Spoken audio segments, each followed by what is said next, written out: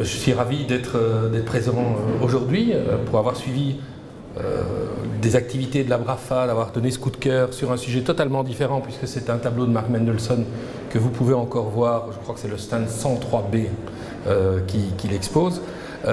J'ai décidé de changer un peu le projet parce que ce qui était annoncé c'était Magritte et l'art contemporain et j'ai un peu le sentiment que la BRAFA devient une sorte d'art Brussels, c'est-à-dire qu'il y a de plus en plus de galeries d'art contemporain, ce qui risque à un moment donné à mon avis de poser un problème d'identité et donc je voulais contribuer à ce qui est un retour à l'identité de ce qu'est la BRAFA, en revenant à des artistes certes modernes. Ils sont tous les deux présentés sur différents stands.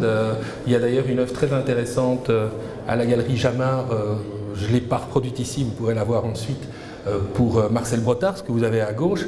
Et évidemment, Magritte, la presse en a parlé avec ce tableau qui est exposé aussi à la galerie Beaune, ce tableau de Magritte des années 30. Donc l'idée est en fait...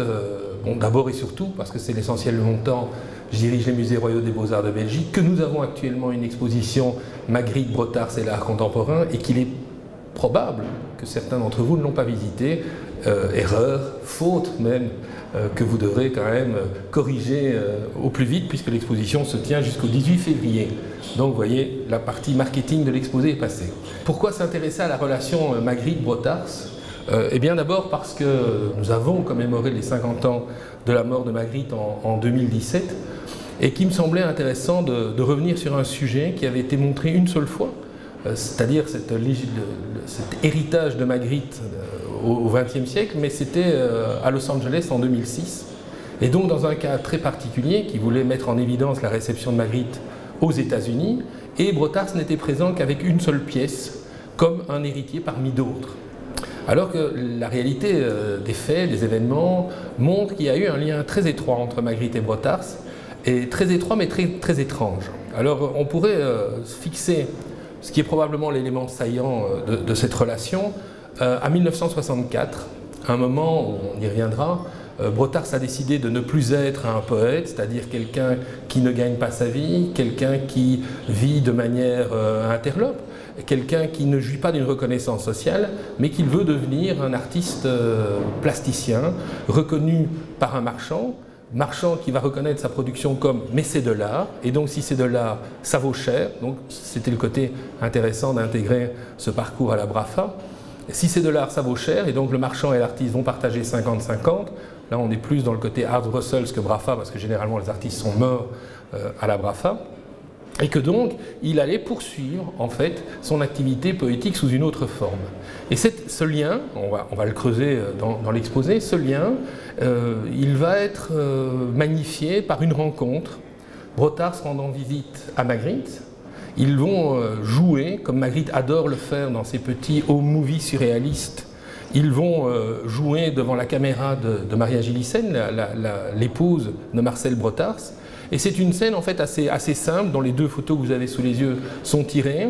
Le chapeau melon de Magritte est posé sur les branches d'un arbre.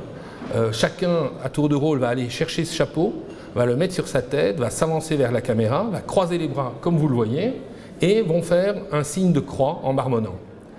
C'est un caractère ludique, un peu irrévérencieux, typique de la production de Magritte en 1964. C'est l'extrême fin de sa vie, Magritte est reconnu, et Magritte ne le sait pas encore, mais il va mourir un an plus tard, reconnu internationalement grâce à la rétrospective, il va mourir 3 ans plus tard grâce à la rétrospective organisée par le MoMA en 1965. Magritte et Brottars vont se rencontrer à partir de ce moment-là régulièrement, et ce n'est pas un hasard, bien souvent, leurs rencontres sont sanctionnées par des prises de photos où on retrouve toujours le même élément qui est le don du chapeau melon qui, passant de Magritte à Brottars, c'est un peu un passage de témoin générationnel. Alors c'est à partir de là qu'on pourrait avoir un exposé type Art Brussels en glissant vers l'art contemporain ou un type BRAFA en glissant vers le passé davantage. Et on va davantage aujourd'hui glisser vers le passé parce que cette rencontre, telle que vous la voyez ici sur cette photo en 1965, ce n'est pas le point de départ de leur relation. Leur relation, elle démarre en 1945, au sortir de la guerre, lorsque l'occupant allemand ayant quitté Bruxelles se pose la question de qu'est-ce que l'art à la libération, eh bien, Magritte va être un des principaux acteurs de cette réflexion. On va le voir dans un instant avec une série d'œuvres que le monde du marché de l'art d'ailleurs n'aime pas beaucoup. C'est le surréalisme en plein soleil, c'est-à-dire ces œuvres de retour à l'impressionnisme dans le parcours de Magritte. Et c'est à ce moment que Magritte tente d'avoir un ascendant sur des jeunes artistes qui vont l'entourer, des gens comme Marcel Marienne, vous en trouverez aussi à la foire, des jeunes créateurs, des jeunes poètes comme d'Autremont, dont vous pouvez voir ici des logogrammes, des productions qui sont plus tardives, qui datent des années 60, mais aussi un jeune poète qui s'appelle Marcel Brotars. Et il y a probablement à ce moment-là, dans leur relation, un lien qui se tisse, un lien mutuel, qui va de nouveau être sanctionné par un don qui va de Magritte à Brotars. C'est assez rare, Magritte n'est pas un artiste très généreux vis-à-vis des jeunes créateurs contemporains, il a généralement la plume et la dent assez dure pour tout ce qui pourrait être perçu comme des successeurs, mais il va offrir à Marcel Brotars un exemplaire du livre que vous avez sous les yeux, Un coup de dé jamais n'abolira le hasard, l'ouvrage de Mallarmé qui est paru de manière posthume en 1912 aux éditions Cosmopolis, qui sont l'annonce de ce que deviendra Gallimard, et qui constitue un texte assez fantastique aussi. Alors là vous avez, ça c'est plus rare, c'est conservé à la Bibliothèque nationale de France, c'est les brouillons de Mallarmé, plus exactement, plutôt que brouillon, c'est le texte de mise en place. C'est un poème singulier, dont le titre en fait parcourt l'ensemble du livre, Un coup de dé jamais n'abolira, et ici vous voyez le hasard. Et à partir de ce texte central, qui est à la fois titre et texte, eh bien Mallarmé, c'est peut-être plus lisible sur le modèle typographié, va créer des constellations de mots, de phrases, que vous pouvez lire d'une traite, hein, comme on lit n'importe quel livre, ou bien que vous pouvez prendre comme véritablement des échos qui, sur la page blanche, vont venir occuper des espaces différents. Et vous voyez, en jouant avec la typographie, en jouant avec le corps de caractère, romain ou italique, il donne des sonorités, on peut parler de voix, comme si on était dans un cadre polyphonique, des voix totalement différentes. Ce travail de Mallarmé est un travail qui est considérable et qui est une sorte de porte ouverte sur ce qu'a été la poésie d'avant-garde au XXe siècle. Et c'est très singulier que Magritte donne à Marcel Brotars ce texte qui est un texte tout à fait particulier et qui d'une certaine manière anticipe plusieurs choses dans l'œuvre de Brotars. Alors ça anticipe plusieurs choses dans l'œuvre de Brotars parce que ça le met dans une situation où d'une part la poésie au sens classique n'est plus simplement l'acte d'impression d'un texte, mais devient une sorte de mise en espace d'une pensée qui passe par la parole. Alors vous avez là un autre brouillon que Mallarmé a lui-même raturé pour le supprimer, et vous avez la première œuvre de Marcel Brotars, la première œuvre plastique, qui se compose en fait des 50 derniers exemplaires de son recueil Pense-Bête, qui est un recueil de poésie, qu'il a emplâtré. Alors vous reconnaissez encore la forme de la balle, du ballon de football plastique qu'il a coupé pour réaliser son plâtre. Il a sorti le plâtre et il a mis les volumes dedans, faisant passer la poésie, devenue illisible, à un statut d'objet d'art reconnu par un marchand. Alors déjà, le poème Pense-Bête était un poème très mallarméen, puisque Brotars jouait sur la typographie, mais en 1964, ça n'a plus rien d'original par rapport au coup de dé de Mallarmé. Et il jouait sur la typographie, et ensuite il avait recouvert certains passages du texte par des formes de couleur pure qui, de nouveau, faisaient glisser le lisible vers le visible, le texte vers l'image, pour exprimer cette sorte d'au-delà de la poésie. Alors ce cadeau fait par Magritte va avoir un rôle considérable dans l'œuvre de Brotars. En 1968, Brotars va revenir à cet ouvrage dans une série d'œuvres qu'il présente dans une exposition qui se tient à la galerie Wild White Space à Anvers et qui est consacrée, exposition littéraire consacrée à Mallarmé.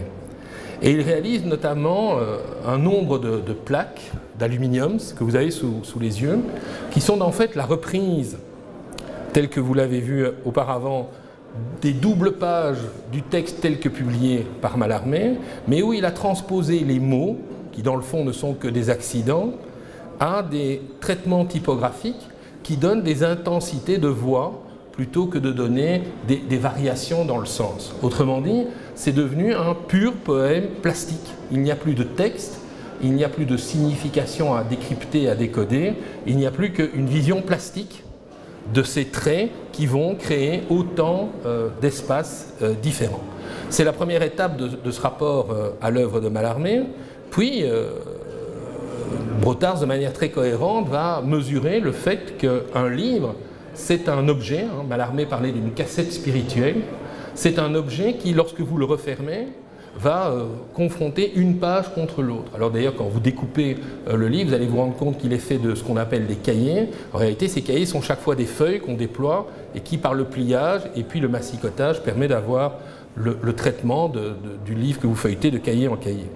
Et donc, Brotars va prendre véritablement au pied de la lettre cette logique, et il va faire imprimer ce que les plaques d'aluminium donnaient comme un objet fermé sur lui-même, sur un papier pelure, transparent, qui permet de superposer ces jeux en créant une sorte de profondeur presque impressionniste. Bon, vous allez me dire que l'impressionnisme est peut-être loin ici, mais c'est une profondeur atmosphérique, impressionniste, donnant une profondeur au texte qui est alors la réplique pli selon pli de cette notion d'écriture dans la cassette spirituelle. Puis, troisième étape, il reprend la couverture alors de l'ouvrage de Mallarmé qu'on a vu tout à l'heure, et il en change les éléments pour à la fois payer sa dette et montrer la nuance qu'il y a entre les deux. Alors évidemment, il a évacué Stéphane Mallarmé, il a mis son nom à la place, et sous le titre « Un coup de dé jamais n'abolira le hasard », il a évacué le titre « Poème » par celui de « Image ». Alors vous voyez cette relation de faire passer l'écriture au visible à travers cette transposition. Et troisième changement, les éditions Gallimard ont disparu au bénéfice du nom de la galerie qui l'expose. Cette idée de mettre l'espace en tension à travers une écriture qui est devenue physique, c'est quelque chose qui va rester permanent dans l'œuvre de Brotars. C'est quelque chose qui, sa vie durant, va l'occuper, et on retrouve ici avec La Salle Blanche un parfait exemple de cette manière de reprendre alors le mot, mais de l'intégrer dans l'espace réel. La pièce que vous voyez est en fait la recomposition de l'endroit où Brotars avait créé son musée d'art moderne département des Aigles, rue de Bréderode, donc à 2 pas des musées royaux des Beaux-Arts, qui à l'époque sont un vrai musée, mais sans musée d'art moderne.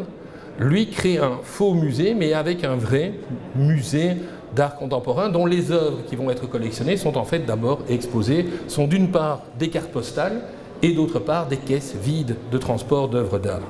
Et on trouve à travers ce premier cadeau réalisé par Magritte une expression qui est une expression caractéristique de cette relation qui unit le jeune poète à Magritte à travers le don de ce volume qui est le volume de Un coup de dé jamais n'abolira le hasard.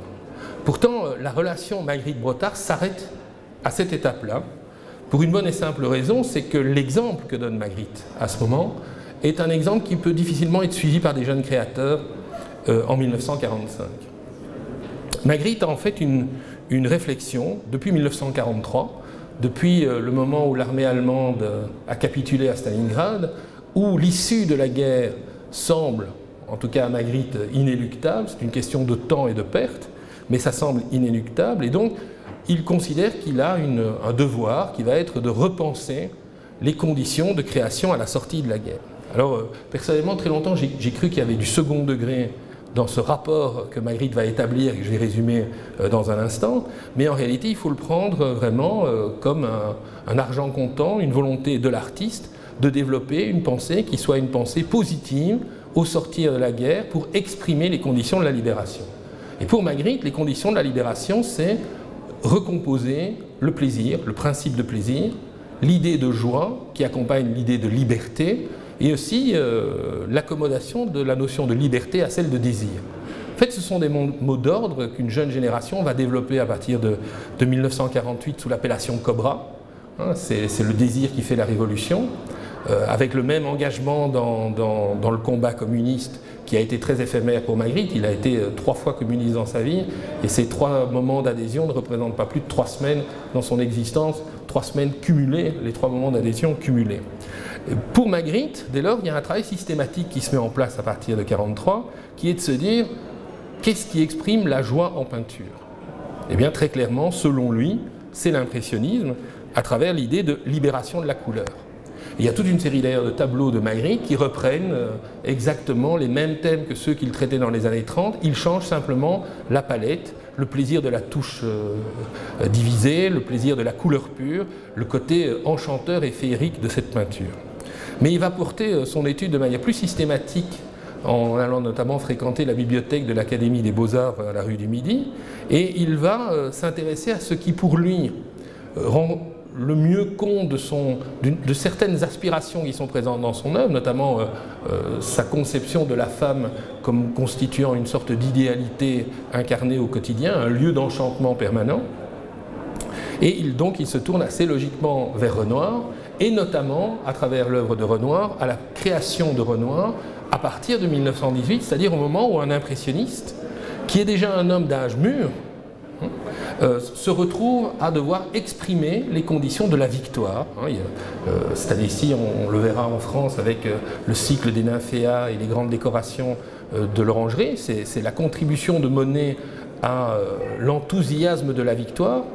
Eh bien, chez Renoir, c'est passé par les grandes baigneuses. Donc le retour à un thème classique, les baigneuses, et cette sorte d'assomption jubilatoire de l'érotisme nourri d'un sentiment classique à travers le jeu de la couleur pure et le jeu de cette liberté de la couleur pure.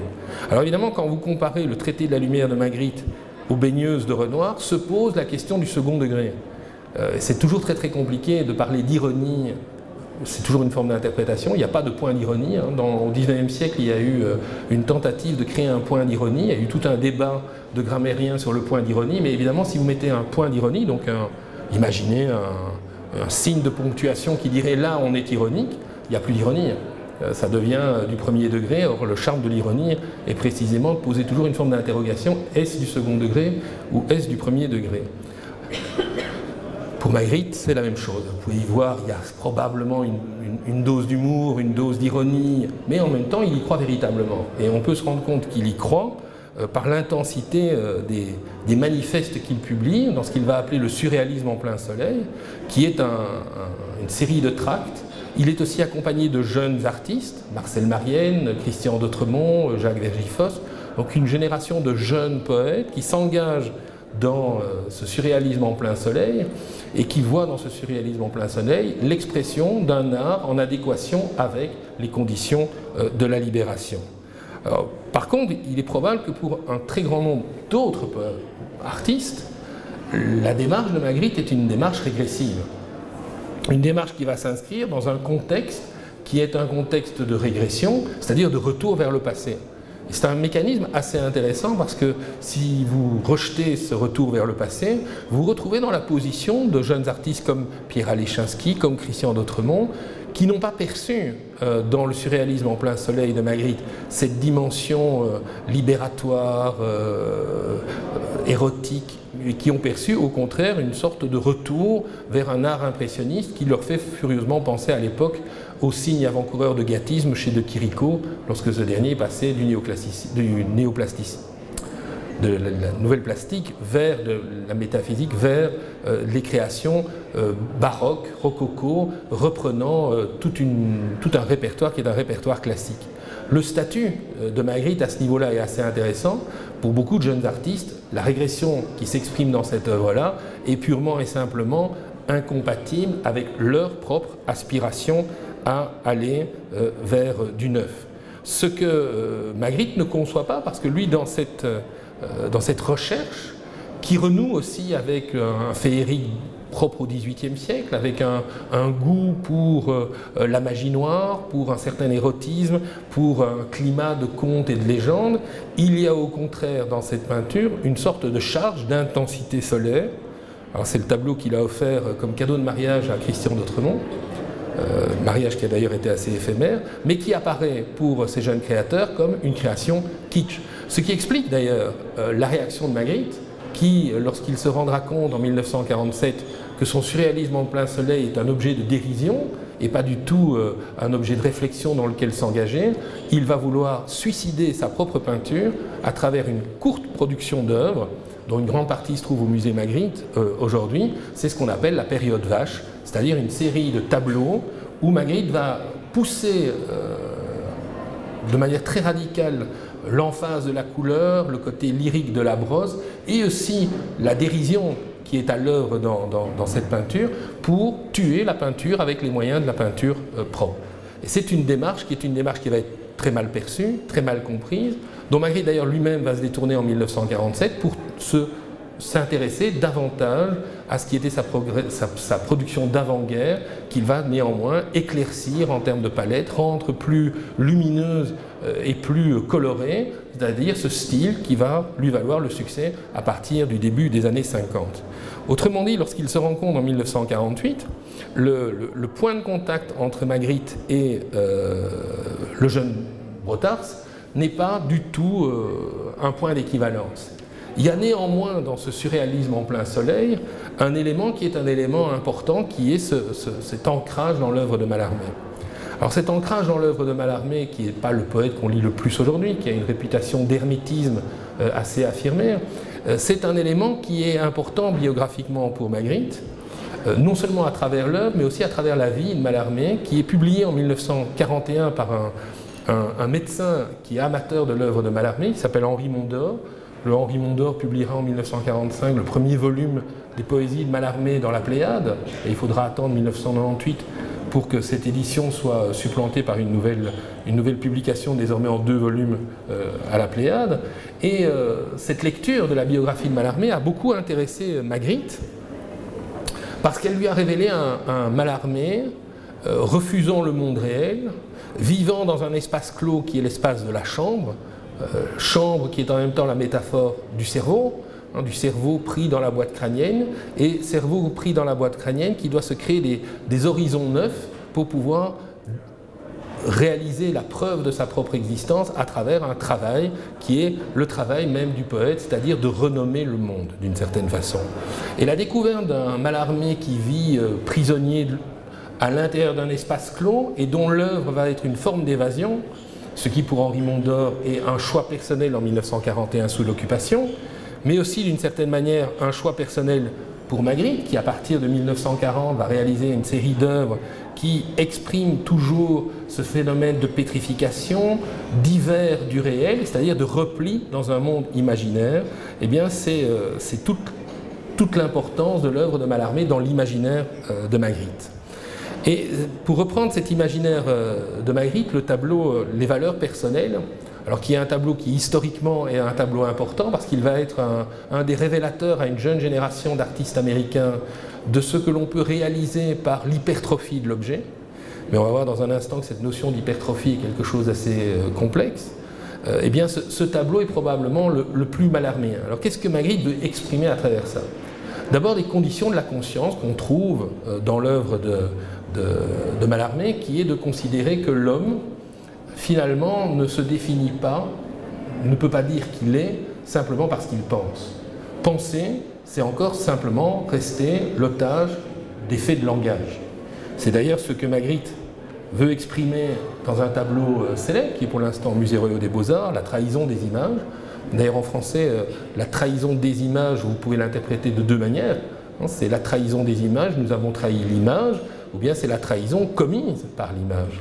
Ce que Magritte veut montrer à travers cet exercice, c'est que l'objet tel qu'il est représenté, d'ailleurs dans une sorte d'abstraction totale, alors les spécialistes de la pipe remarqueront que cette pipe n'a jamais été fumée, elle n'a jamais été utilisée, c'est un objet tel que celui qu'on retrouve dans le grand livre des mots de Richard Scarry, c'est l'objet type, dans une sorte de vide, d'abstraction, et le mot pipe qui sera écrit en dessous va servir à le désigner. Mais en même temps, ceci, l'acte de monstration vis-à-vis de la pipe, ou vis-à-vis du mot pipe en tant que tel, n'épuise pas la signification et la valeur de la pipe. Alors, c'est le type de tableau sur lequel on a beaucoup glosé, c'est d'ailleurs très amusant, c'est un tableau qui a traîné très longtemps sur le marché, qui ne trouvait pas preneur, probablement trop conceptuel avant que l'art conceptuel se soit imposé, et qui aujourd'hui est véritablement considéré comme une des icônes de l'art du XXe siècle, comme générateur de toute une tradition contemporaine, mais en même temps, Magritte appartient à une condition, à un terreau, et il n'est pas complètement fou non plus. Évidemment que c'est une pipe. Ce qu'il vous invite à vous dire, ce n'est pas que vous le baptisiez autrement, ce que la poésie abstraite dans les années 10 a réalisé, que vous inventiez votre propre langage,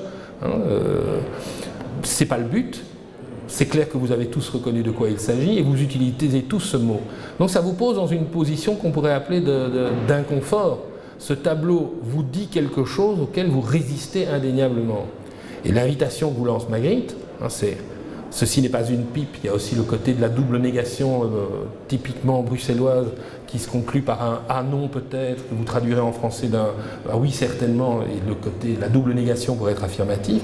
Mais en même temps, ce que Magritte vous invite à faire, c'est de vous dire « si ce n'est pas une pipe, alors qu'est-ce que c'est? Comment allez-vous réinventer l'objet? Et donc comment est-il lui-même passé d'une peinture qui est une peinture affirmative, où ce que l'on donne à voir est ce qui est sur le tableau.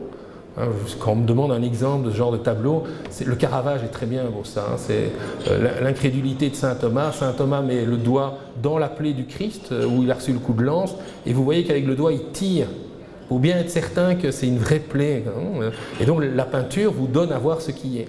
Magritte, ici, fait un travail fondamentalement différent, philosophiquement intéressant. D'ailleurs, vous pouvez le rattacher à toute une tradition philosophique, qui est de se dire que la peinture n'a pas à être affirmative, mais à constituer un art qui pose des questions. Et la question ici, c'est, dès lors, qu'est-ce qu'une pipe? Travail d'ailleurs qu'il a ensuite repris tout au long des années 30, à travers ce qu'il a appelé les tableaux à problème. Vous avez ici un tableau qui exprime le problème de l'œuf, qu'il en joue sous une forme généalogique. Trouver une réponse à la notion d'œuf, vous mettez l'œuf dans une cage et vous commencez à déjà affirmer, finalement, vous esquissez ce que va être le sens de cette réponse qui se donne dans une sorte de surgissement visuel et pas comme une construction et une déduction. Personnellement, mon préféré dans ce registre, c'est le problème de la pluie, où vous avez un paysage avec un nuage posé sur le sol et il pleut sur le nuage.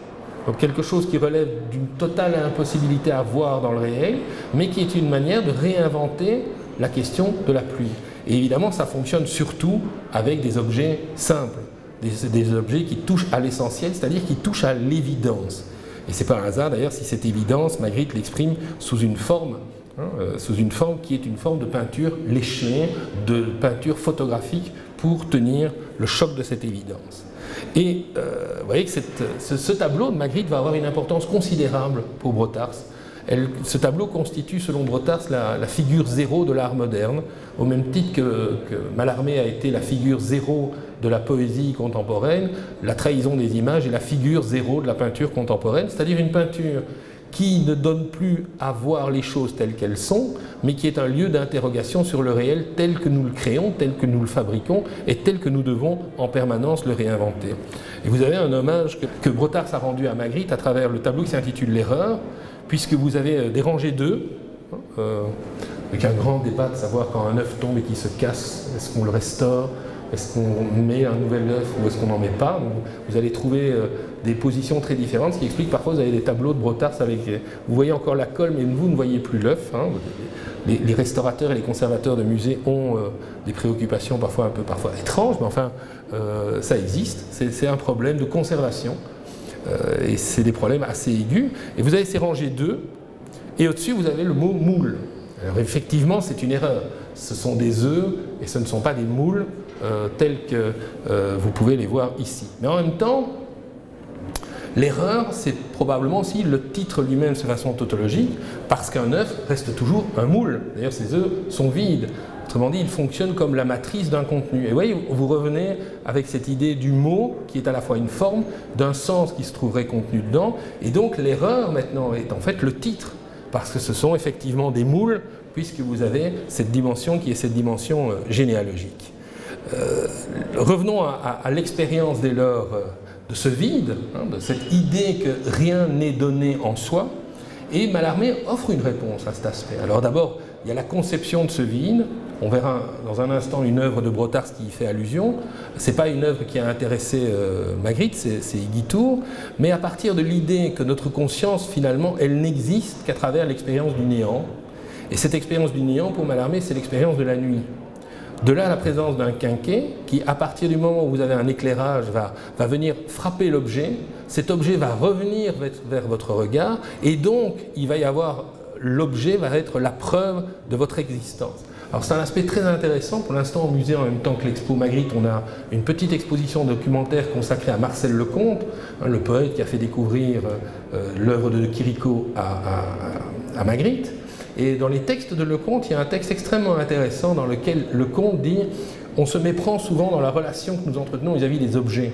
Nous les regardons et nous pensons les dominer alors que les objets nous regardent. » C'est vrai que si vous commencez à penser que les objets vous regardent, déjà la manière de les disposer par rapport à votre propre regard va changer. Et il exprime une idée profondément mallarméenne. Les objets en vous regardant font la preuve de votre existence. Et vous allez retrouver dans l'œuvre de Mallarmé énormément d'objets qui vont apparaître dans la poésie et qui vont devenir la preuve de votre existence. Et à partir de cette preuve de votre existence, l'écriture est un travail qui est en fait un travail onirique, un travail de rêverie où le réel se réinvente à partir de l'objet. C'est ce que vous avez dans ce tableau, avec cette trouvaille fabuleuse qu'a donnée Magritte, qui est de concevoir une pièce close, une pièce qui est d'ailleurs soumise d'une certaine manière à l'exercice du temps. Alors c'est quelque chose qu'on retrouve très souvent chez Magritte. Vous avez le plafond, les ardés, donc il est pelé, il y a un traitement du temps, il y a une durée dans le tableau, et l'action de la pensée a besoin de ce cadre, de cette limite.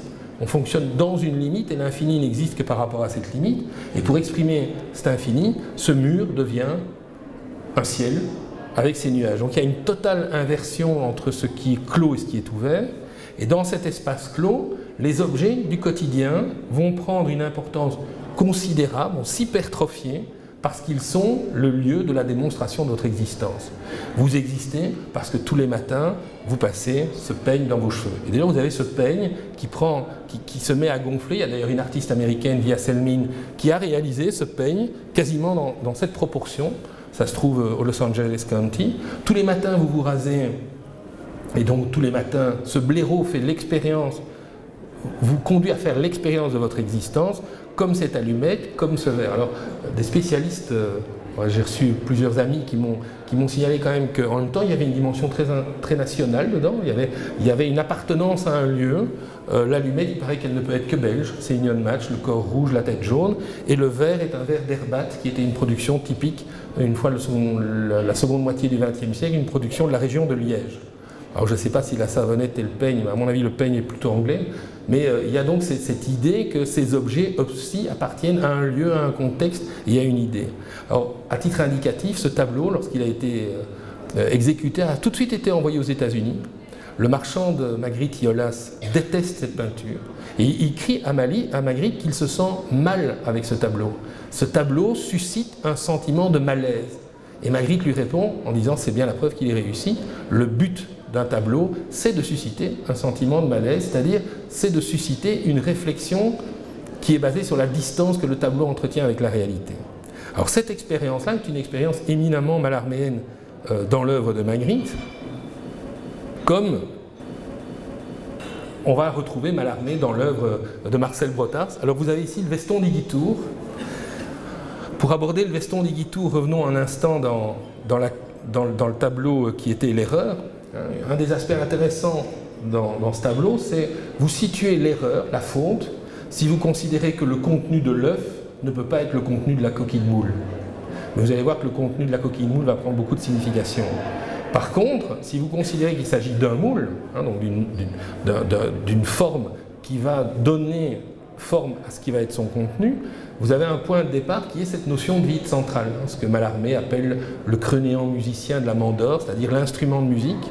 Mallarmé a cherché, de nouveau dans cette logique de l'objet qui révèle l'individu, quel est l'objet qui révèle notre vide intérieur, et en même temps que notre vide intérieur, notre aspiration à être. Alors il a d'abord pensé à un meuble dont en ouvrant les portes, on aurait le contenu qui sort.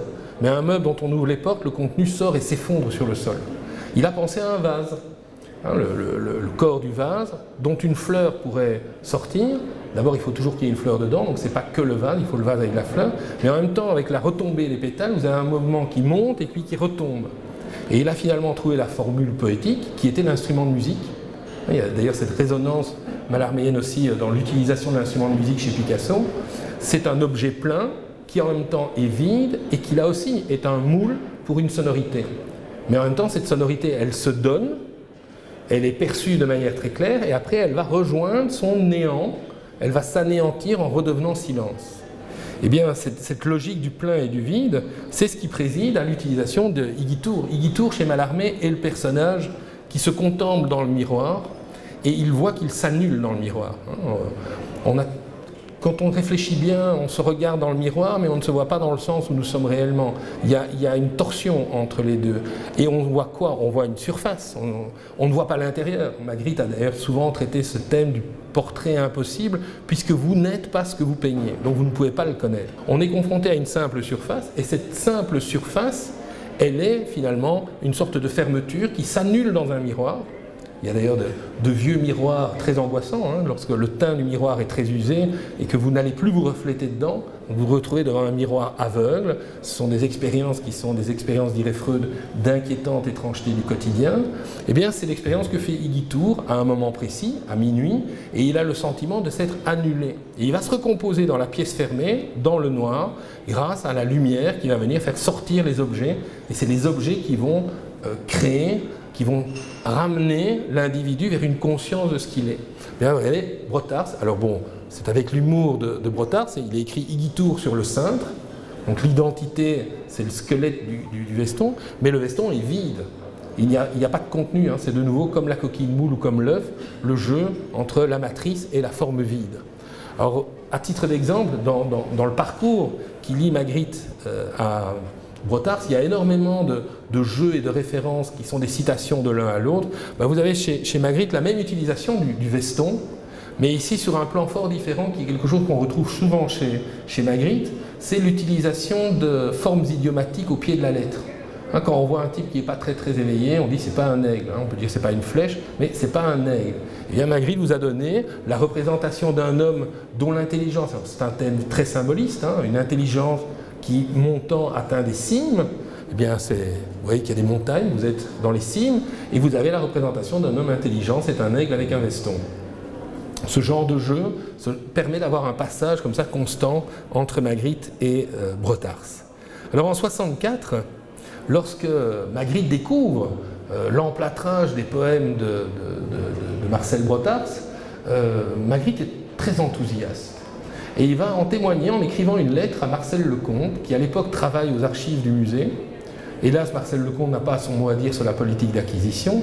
Et Magritte lui fait remarquer qu'il a vu dans une galerie, à la galerie Saint-Laurent, un objet qui lui semble assez fascinant, et il le dit bien, lors de la prochaine exposition du rêve. Il s'agit d'un pupitre de Brotars, vous voyez qu'il l'orthographie comme il peut.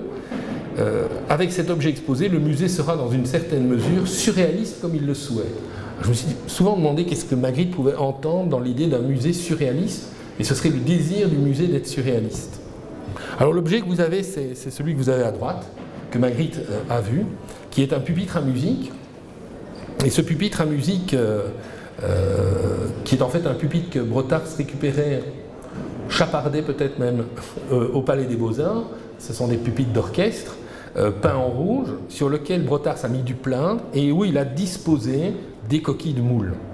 Je me suis demandé, alors de nouveau c'est très subjectif, mais enfin on peut se permettre de temps en temps d'être subjectif dans la fréquentation d'un artiste, je me suis demandé dans le fond comment Magritte regarde ce type d'objet et comment fait-il pour y trouver quelque chose qui lui correspond. Parce qu'en général, Magritte n'aime pas l'interprétation qu'on peut avoir de son œuvre lorsqu'elle ne va pas dans le sens de sa démarche. Par exemple, les pop artistes, lorsqu'ils ont découvert des tableaux de ce type, ont vu, eux, une manière de magnifier la société de consommation en érigeant l'objet de consommation à une échelle monumentale. Ce qui n'est pas du tout le sens recherché par Magritte, au contraire, si l'objet atteint une échelle monumentale, c'est parce que le regard humain fixe l'objet avec une intensité telle que cet objet révèle l'esprit humain. Je vous en donne un exemple à travers ce qui est probablement... Alors je sais qu'aujourd'hui ça devient dangereux de toucher à ce type de sujet, je vais faire attention à ce que je dis, mais s'il y a bien un objet auquel l'œil masculin est attaché, c'est bien le corps féminin. Vous avez deux manières de le représenter. Vous avez une manière métonymique, hein, vous prenez le détail pour le tout, et vous ramenez vers le visage ce qui est l'obsession masculine. Quand un homme regarde une femme, ce qu'il voit c'est une paire de seins et un sexe, hein. Ils n'ont que ça en tête, hein. On peut retrouver aussi des accents idiomatiques pour aller dans ce sens-là, et ça donne cette image très forte qui s'intitule le viol, alors qu'il n'y a pas de représentation de viol. Il y a des représentations de viol dans l'œuvre de Magritte. Alors là, par contre, ça s'appelle l'aube gigantesque.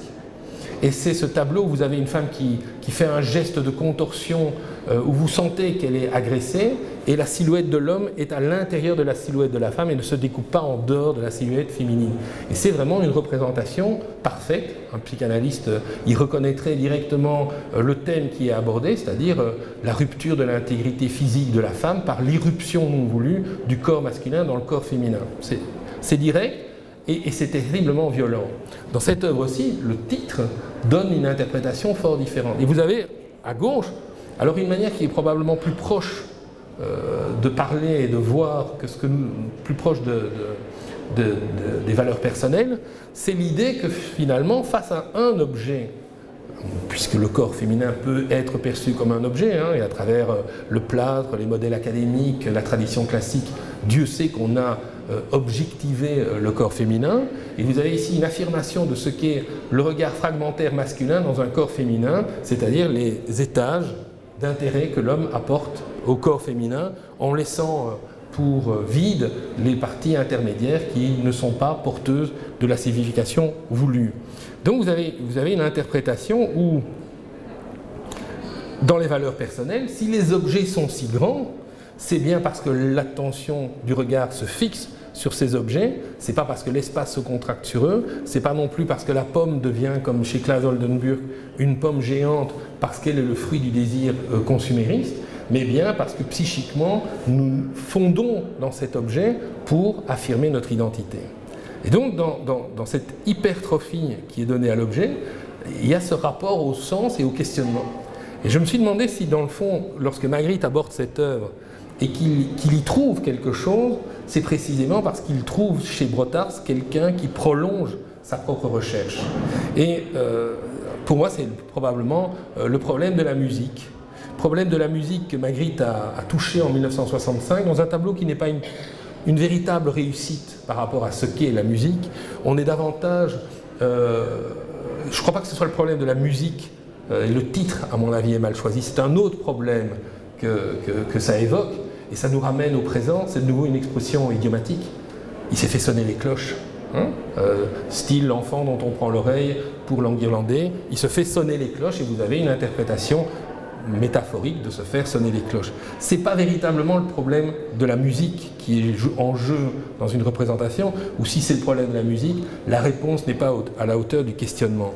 Ce qui est probablement pas le cas dans ce que vous avez en face. Et l'œuvre de Brotars, à mon avis, a dû intéresser Magritte parce que précisément elle répond au problème de la musique. Vous avez ce pupitre à partition qui théoriquement doit porter un objet, qui est en fait de nouveau un acte d'écriture. Et Dieu sait que c'est conventionnel, parce que autant le ceci n'est pas une pipe, nous savons tous le lire, il est possible, je ne sais pas quelles sont les proportions, mais qu'il n'y ait peut-être qu'un dixième des personnes présentes qui sont capables de lire une partition. Or, il y a donc un accès à ce qui est écrit. C'est un peu comme la calligraphie chinoise, si vous ne savez pas le lire, vous ne voyez que l'image. Et dans ce traitement-là, Magritte a probablement dû percevoir le plâtre comme la déliquescence, la liquéfaction de cette partition, de ce code de langage qui n'aura laissé sur le meuble à partition que les notes échouées une fois qu'elles ont été jouées. Les moules sont vides, comme dans l'erreur.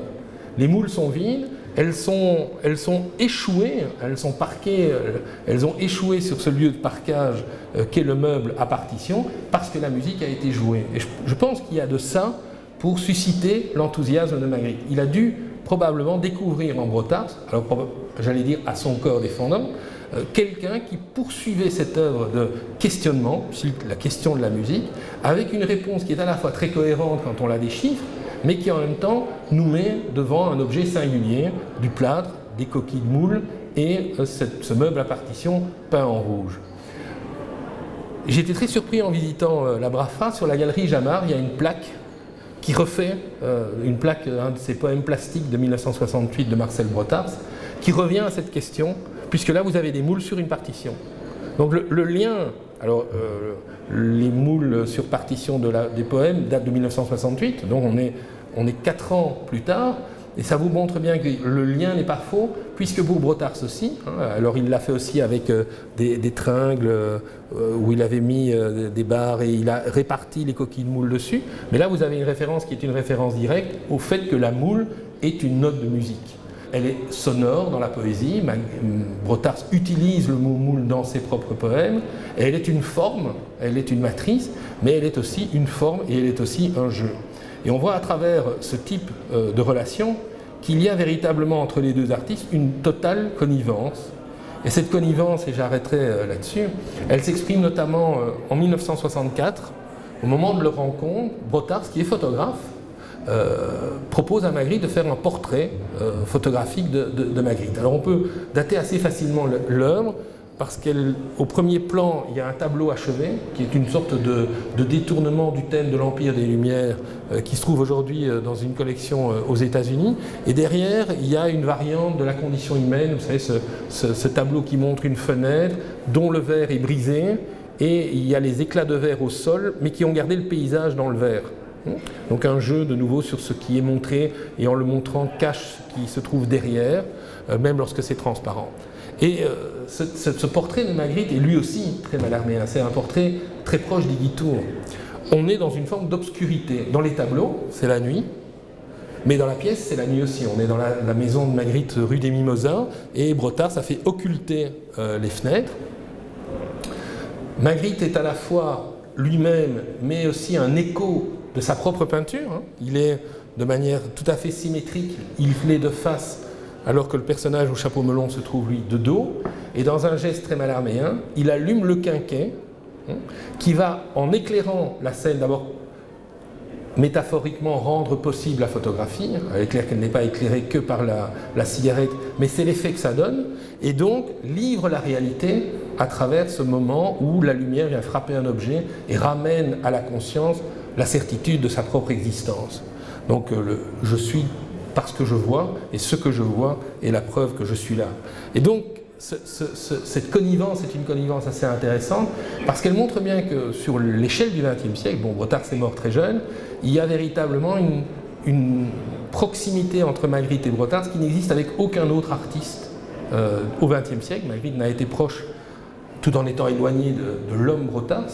Il y a une véritable continuité qui a été revendiquée par Brotars, qui a répété très régulièrement que trop souvent Magritte n'était pas assez, ceci n'est pas une pipe. Magritte répondant à Brotars qu'il était lui souvent trop sociologique dans sa démarche, mais il y a en même temps cette conscience, et je crois que c'est une des définitions aussi de la peinture en Belgique, que la peinture, enfin les moyens plastiques, l'image en général, c'est le lieu pour faire de la poésie avec d'autres moyens. Voilà, je vais m'arrêter là, et si vous avez des questions, j'y répondrai avec grand plaisir. Le quinquet de Mallarmé, qu'est-ce que veut dire ça, le quinquet? Alors un quinquet, c'est une petite lampe tempête, il n'y a pas de lampe de poche, et donc à l'époque on utilise un quinquet, c'est une petite lampe. Et imaginez, c'est pour Mallarmé, c'est l'image de notre existence dans le néant, c'est nous sommes dans le noir. Dans le noir, il n'y a aucune forme, il n'y a aucun trait, donc il n'y a pas plus de mots qu'il n'y a d'objets. Or, vous allumez le quinquet, et ce quinquet va lancer une lumière, pas jusqu'au bout. À un moment donné, le quinquet s'épuise, mais il va créer un périmètre autour de lui où les objets apparaissent. En fait, ils étaient déjà là. Ils nous apparaissent. Et donc, ils font la preuve que nous existons puisque nous les percevons à ce moment-là. Et donc, Mallarmé et son quinquet, c'est véritablement cette idée qu'après l'annulation de soi, l'expérience du néant, on se recompose par, finalement, le regard. Hein. Vous avez la même chose si vous prenez probablement son œuvre la plus connue, L'après-midi d'un faune. Le faune est un pur sentiment de nature. Mais c'est parce que les nymphes arrivent qu'il va devenir une sorte de pulsion érotique. Donc, elles le révèlent à ce qu'il est. Sinon, auparavant, il n'est qu'une sorte d'énergie dans la nature non organisée qui n'a pas de conscience. La conscience vient du visible. Et c'est cette idée aussi qui le pousse à aller vers l'image, vers la visibilité du texte.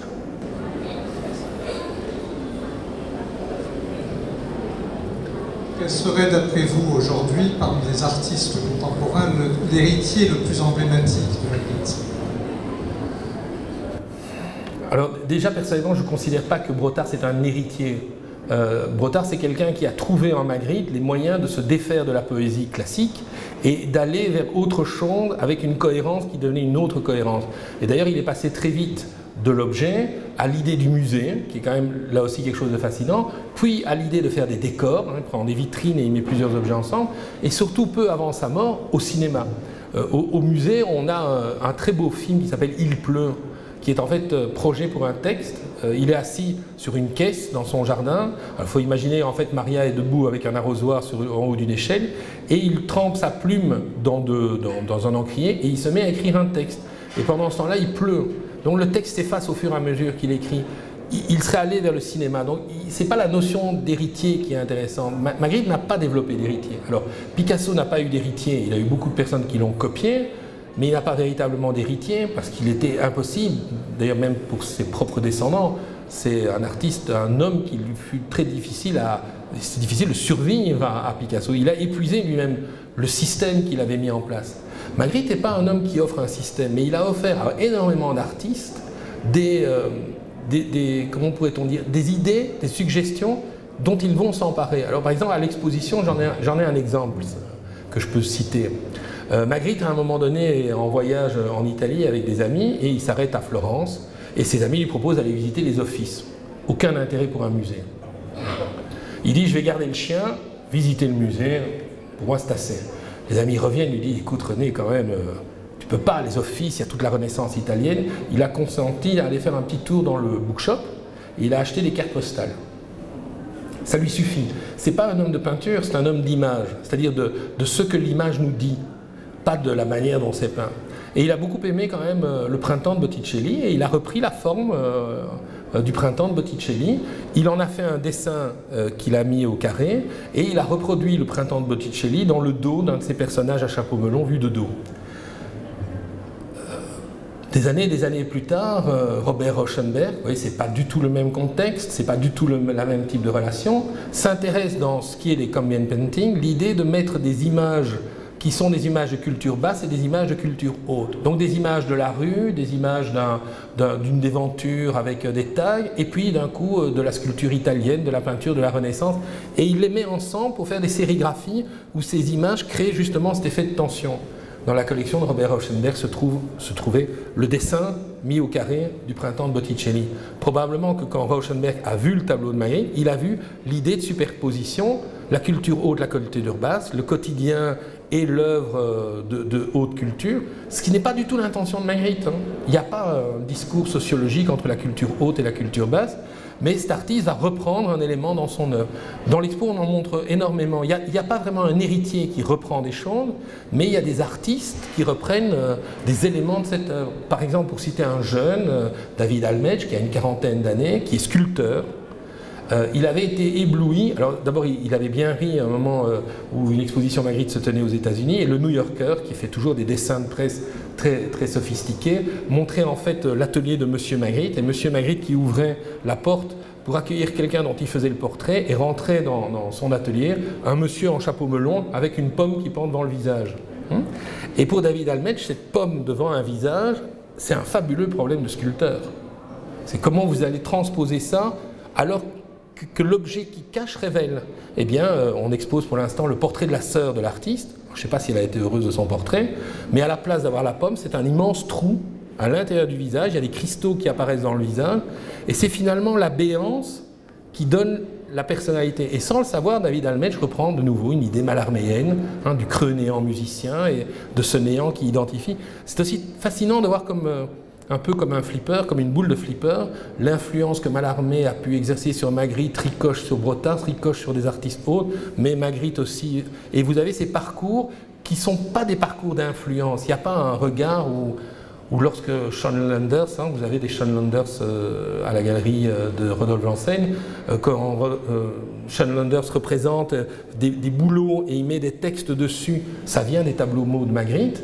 Ou lorsqu'il découvre la peinture vache et l'utilisation de l'essuie à vaisselle chez Magritte, et que lui fait des animaux, il y a une immense baleine qui fait 8 mètres de long et qui est une sorte d'immense essuie à vaisselle avec un gros nez rond, comme dans les peintures des années 30 de Magritte. C'est cette manière d'emprunter, de faire des citations, plus que des citations, de trouver chez Magritte non pas des solutions, mais des questions à se poser par rapport à ce qu'on fait soi-même.